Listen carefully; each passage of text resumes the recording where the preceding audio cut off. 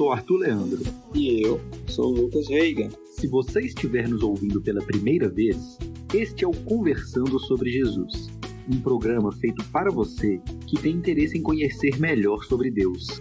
E hoje estamos iniciando o nosso 5º episódio, onde falaremos sobre os primeiros discípulos de Jesus. E para começar bem, vamos iniciar o nosso programa com uma oração. Senhor Deus, mais uma vez estamos aqui reunidos, Senhor, buscando conhecer mais Sua palavra. Quero te agradecer, Senhor, por ter deixado essa palavra tão rica, esse manual de vida mesmo, Senhor, que contém as palavras da vida eterna, Pai. Queremos te agradecer, Senhor, pedir que o Senhor fale mais uma vez conosco, que o Senhor nos dê revelação, que o Senhor nos mostre mesmo, Pai, nos dê entendimento da Tua palavra, Pai. Que eu fale aos nossos corações e aos corações de cada um que esteja ouvindo. Em nome de Jesus, Pai. Amém. Amém. Então, estamos começando aí o nosso 5º episódio do nosso podcast. Acredito que a gente tem melhorado bastante aí desde o primeiro que a gente fez. Tem recebido feedbacks bem positivos. No último episódio, acredito, assim, na minha concepção, foi um dos episódios que me tocou muito, um dos episódios mais ricos, vamos dizer assim, em conhecimento, porque a gente falou da essência de Jesus, né? A gente falou sobre o Cordeiro de Deus, explicamos sobre o Cordeiro, por que Jesus, né, é chamado Cordeiro de Deus. E a gente entendendo por que Jesus é esse sacrifício perfeito, a gente admitindo por que Jesus é o sacrifício perfeito, a gente já está caminhando para a nossa salvação, né? E a gente entender por que Jesus, por que ele é chamado de o Cordeiro de Deus, né? Às vezes a gente repete, igual eu quando era mais novo, né? Falava lá do Cordeiro e não entendi por que Jesus era chamado de o Cordeiro de Deus, né? No último episódio, por mais que resumiu bastante, assim, né? Porque a Bíblia inteira tem sinais apontando para Jesus, que é o Cordeiro. Então a gente mas foi muito rico, muito explicativo, né? Com certeza. E acho também que a gente entrou muito naquela questão do Antigo Testamento e que esse Antigo Testamento, ele aponta, a gente mostrou, né, pela leitura, né, da palavra, que o Antigo Testamento, ele já estava apontando para Jesus Cristo, que é esse Jesus Cristo que morreu na cruz por nós. Então você começa a perceber que existe todo um simbolismo nos sacrifícios que ocorriam antes de Cristo, né? Que levaram até Jesus Cristo do Novo Testamento, o sacrifício perfeito que morreu por nós para pagar pelos nossos pecados, tanto pelos pecados que já cometemos, quanto pelo que vamos cometer. Basta com que aceitemos e acreditamos no Senhor, né? Graças a Deus. No primeiro episódio, né, a gente ligou do verbo e mostramos no Antigo Testamento também que Jesus, porque no Antigo Testamento já apontava para Jesus, né? E nesse último a gente mostrou do Cordeiro. Então sempre a gente vai estar, mesmo a gente lendo João, a gente mostrando em outros lugares da Bíblia, né? Que já estava falando sobre Jesus e ligando as coisas, né? Se a gente perceber, tá sempre voltando para Jesus. Sempre voltando para Jesus. Tá tudo conectado, né? E a gente começando aqui no 35, né? Isso. Na semana passada a gente leu até o 34, né? Então aqui a gente falou sobre o batismo de João Batista, estava explicando. Aí a gente continuando no 35, fala assim, no dia seguinte. Qual dia seguinte? O dia anterior foi aquele em que João Batista batizou Jesus e ele recebe a revelação, igual a gente falou, que Jesus era o Cordeiro de Deus. Aí no 35, ou seja, ele estava no outro dia. Aí continua, no dia seguinte, João estava ali e 2 dos seus discípulos. E vendo passar a Jesus, diz, eis aqui o Cordeiro de Deus. Então ele repete novamente, né? Eis aqui o Cordeiro de Deus. No dia anterior, foi quando ele recebeu a revelação ali pelo Espírito Santo, que Jesus era o Cordeiro de Deus. E agora ele repete, eis aqui o Cordeiro de Deus, né? E aí fala, olha, que os 2 discípulos ouviram-no dizer isso e seguiram a Jesus. Então, você imagina, ele estava lá, João Batista, né, igual a gente explicou, ele foi para preparar o caminho para Jesus, E ele era um monte de discípulos, então ele vivia ali batizando os discípulos para o arrependimento, né? Então a gente vai falar, ali estavam 2 discípulos, provavelmente, pelo que a gente entende aqui, não estavam com ele no dia anterior. E quando eles ouvem João Batista falar de novo, né? Eis aqui o Cordeiro de Deus, eles largam João Batista e seguiram a Jesus. Por quê? Porque esse pessoal, eles já tinham a Bíblia deles, digamos assim, era do Antigo Testamento. Então eles já sabiam que teria que vir o Cristo, que o Cristo teria que morrer, né? Que seria o Filho de Deus. Então eles já esperavam pelo Cristo, né? Pela promessa que Deus estava ali nas Escrituras. Então, quando João Batista fala, eis o Cordeiro de Deus, aqueles discípulos, como eles já estudavam a Bíblia, né, o Antigo Testamento, eles na hora, é o Cristo. Já largaram João Batista, né, e foram seguir a Jesus. E aí continua assim. E Jesus, voltando-se e vendo que eles o seguiam, disse-lhes, o que buscais? E eles disseram, Rabi. Rabi quer dizer mestre. Onde moras? Então eles perguntam para Jesus, onde você mora? E Jesus diz para eles, vinde e vede. Aí a Bíblia continua. Eles foram e viram onde morava e ficaram com ele aquele dia e já era quase a hora 10ª. Então eles deixam João Batista e eles vão com Jesus para a casa de Jesus. E aí continua. Era André, irmão de Simão Pedro, um dos 2 que ouviram aquilo de João e o haviam seguido. Então aqui fala que um desses 2 é André, que tem como irmão Simão Pedro. E aí ele fala, este achou primeiro a seu irmão Simão. Então André achou Simão e disse-lhe, achamos o Messias, que traduzido é o Cristo. Então André, ele já acha o irmão dele, e a primeira coisa que ele fala é, achamos o Messias, achamos o Cristo, né?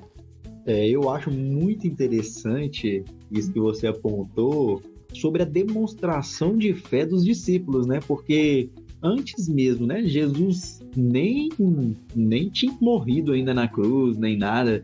Eles já chamavam Cristo de Cordeiro de Deus. Eles chamavam Jesus de Cordeiro de Deus. Ou seja, eles já sabiam que Jesus ele ia ser sacrificado por nós. Eles já tinham esse conhecimento que estava apontado, como você disse, na Bíblia do Antigo Testamento deles. Isso. Então, assim, é uma grande demonstração de fé, né, até. E aí, continuando, né? E levou a Jesus. Então André leva Simão Pedro a Jesus e olhando Jesus para ele disse, tu és Simão, filho de Jonas. Tu serás chamado Cefas, que quer dizer Pedro. Então aqui, Jesus ele pega o irmão lá de André, Simão Pedro, fala, tu és Simão, serás chamado Cefas, que quer dizer Pedro. Jesus, na Bíblia, sempre muda o nome da pessoa, ele tem um significado. Moisés, por exemplo, pela história dele, na época estava sacrificando as crianças, os bebezinhos do faraó lá do Egito na época. A mãe dele pegou ele, colocou numa cestinha e colocou no rio. E aí a princesa lá, ela acha ele e adota ele. Então ela coloca o nome de Moisés, que significa que foi tirado das águas. Então todo nome na Bíblia ele tem um significado. E Cefas, né, quer dizer Pedro, Cefas, é como se fosse pedra. A gente vai ver, à medida que a gente for estudando o Evangelho, Pedro, né, pedra, é algo muito duro, muito difícil de ser talhado, de ser moldado, né? E à medida que a gente for, a gente vai ver como que Pedro, ele era, vamos dizer assim, muito difícil de... Ele ia de um extremo ao outro, assim, sabe? Quando Jesus, por exemplo, tá lavando o pé dos discípulos, ele fala, o meu não vai lavar. Aí Jesus fala, olha, se eu não lavar, não tem parte comigo. Aí ele fala, então deixa eu mergulhar aí dentro da bacia. Então Pedro ele era esse tipo. Então, à medida que a gente for caminhando, a gente vai vendo que ele era muito extremo, né? Então ele é que ele falou, olha, de forma nenhuma te negarei, eu morro, mas não te nego. E aí ele nega 3 vezes, e aí quando Jesus fala lá, né, você vai me negar 3 vezes e o galo vai cantar. Então sempre tem essas histórias assim, a gente vai ver que o Pedro tá envolvido, né? Então ele pega, por isso Jesus coloca o nome dele de pedra, né? Porque foi um nome difícil de moldar, né? Mas para Deus, né? Então a gente pega pessoas que são difíceis, pessoas que às vezes têm um temperamento difícil, que passam por problemas, a gente fala, isso não tem mudança, mas para Deus tem, né? E Pedro tá aí, né? E quem tiver, às vezes, alguém na família, alguma coisa assim que às vezes estiver perdendo um pouco a esperança, dá uma estudada nos casos de Pedro para ver, né? A gente observa que até os próprios discípulos de Jesus, eles tinham cada um seu temperamento, né? E cada um estava sendo moldado por Deus, né? Moldado por Jesus. E aí cai nessa questão do nome, né? Todo nome para Jesus é um significado, né? Dando um chamado, né? E geralmente ele muda, né? Alguns nomes, igual na Bíblia muda.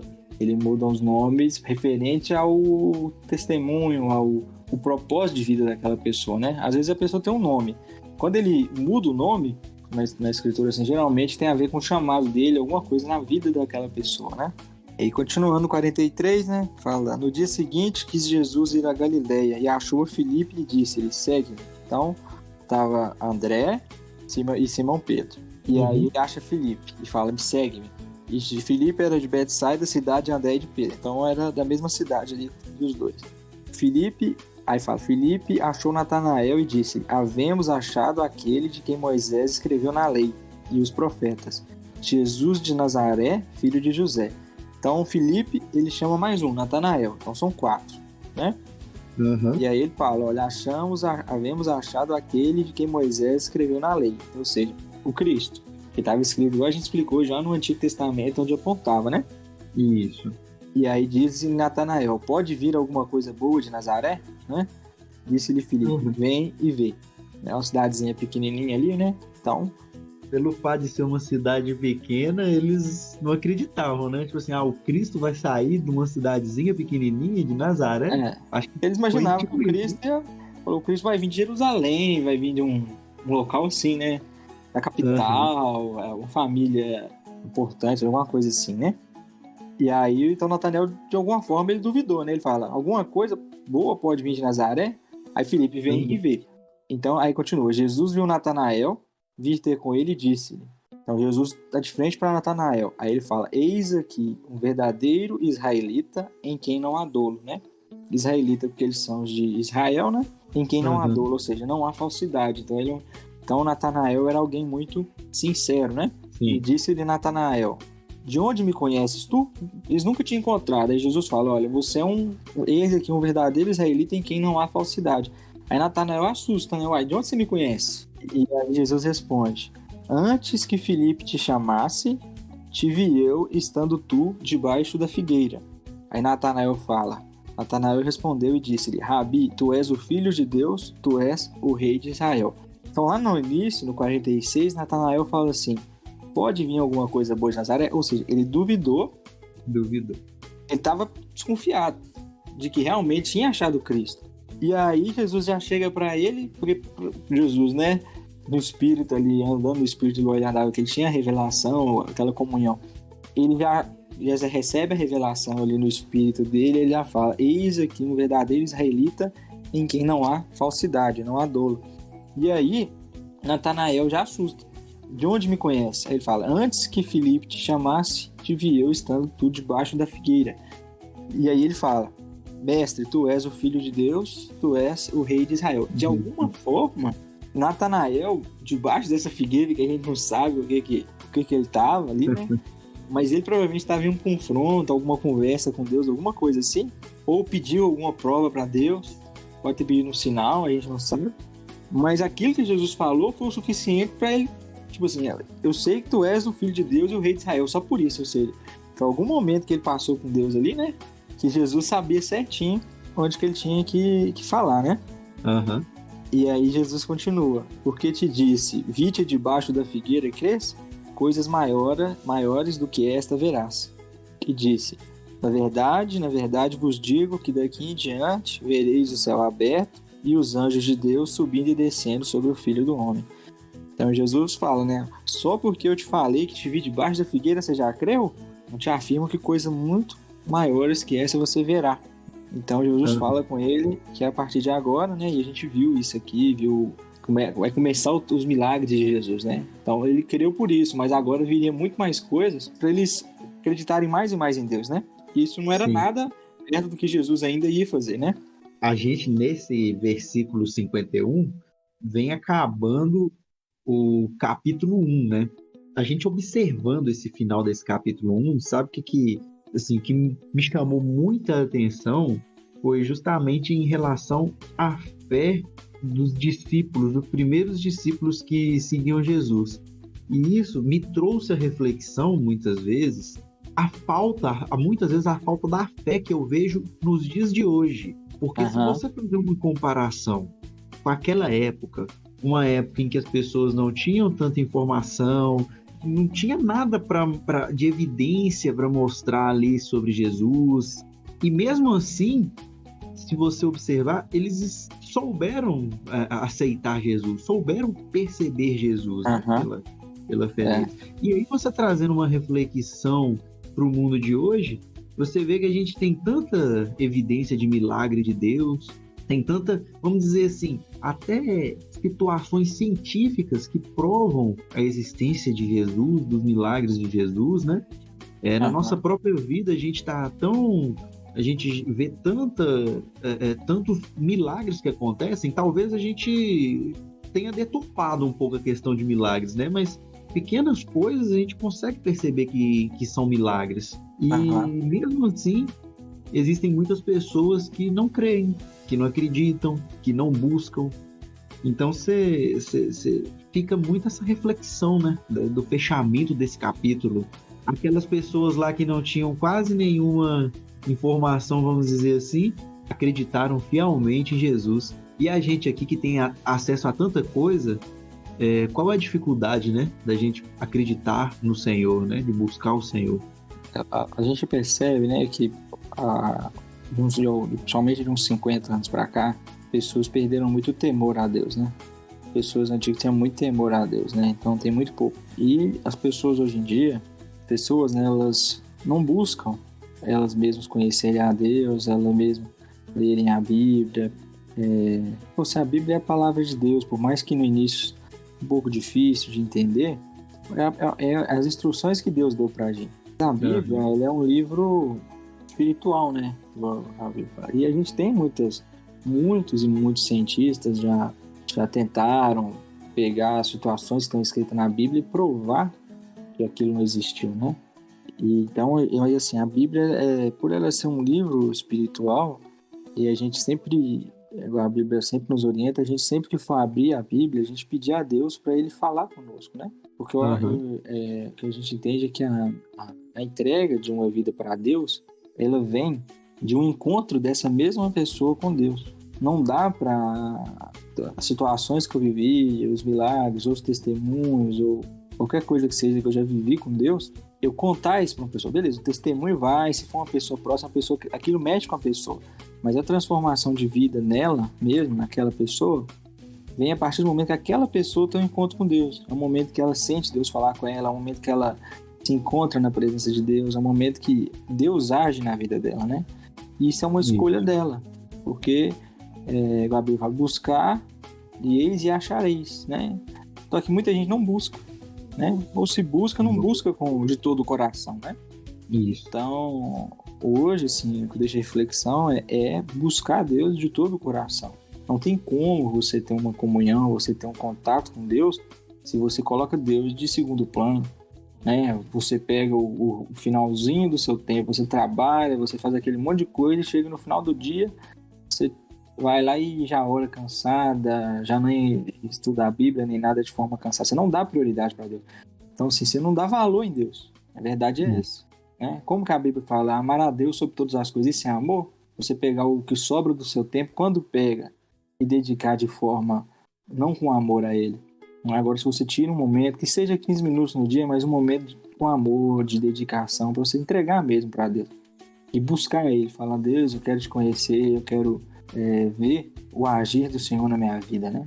E aí, para cada pessoa, né? É o que a gente fica aqui, esse tipo de oração e buscar Deus mesmo, colocar como prioridade na vida, para que Ele possa agir na sua vida. Porque se você não coloca Ele como prioridade, se você não busca Ele de todo o coração, Ele não vai agir na sua vida. Pode agir, mas a gente tem que lutar as nossas lutas, né? Eu ouvi uma pregação assim, ela fala que todas as vezes que Deus chamou algum homem, alguma coisa, a pessoa estava trabalhando, a pessoa estava buscando. E a Bíblia mostra depois no Novo Testamento que as nossas lutas, elas são vencidas à oração, né? Muito na oração. Então, Não tem como você querer o agir de Deus, você reclamar das coisas se você não está batalhando. Você tem que fazer também. Deus não vai fazer tudo. E Deus não só não vai... Como se você também não estiver orando. Então é buscar e orar. E buscar Deus. Se você ficar só na sua casa esperando cair um milagre do céu, né? Pode ser que aconteça, mas a chance é muito pequena. Agora, se você buscar Deus de todo o coração, aí sim você permite e trabalha junto com Ele para Ele agir na sua vida, né? Com certeza. Essa reflexão fica pra gente, fica pros nossos ouvintes, né? E fica como fechamento do capítulo 1 de João. E fica como fechamento também desse episódio, desse 5º podcast nosso. Isso. Aí semana que vem a gente começa com o 2º capítulo, né? Isso, e aí nas próximas semanas começamos a falar mais sobre os milagres de Jesus. Vamos orar então? Vamos orar. Senhor Deus, queremos te agradecer por esse momento aqui, Pai, pela tua palavra. Quero agradecer pela cada um, Senhor, que ouviu aqui, que for ouvir isso, Senhor. E clamamos mesmo ao Senhor, que o Senhor nos ajude, Pai.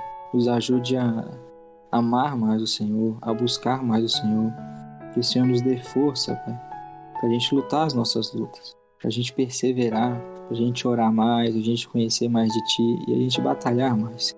Pedimos que o Senhor nos dê visão, Pai, visão do Senhor, Pai, que a gente possa ver, Pai, e discernir mesmo o agir do Senhor nas nossas vidas, para que a gente aumente a nossa fé, para que a gente acredite mais no Senhor, Pai, para que a gente entregue mais as nossas vidas em Tuas mãos. Pedimos, Pai, em nome de Jesus, Senhor. Amém. Amém. Este foi mais um episódio do programa Conversando sobre Jesus. Agradecemos a todos por ter nos acompanhado até aqui. O que achou do episódio de hoje? Aprendeu um pouco mais sobre Deus? Mande suas perguntas, elogios ou comentários sobre o programa lá no @conversando.sobrejesus no Instagram. E não perca o próximo episódio.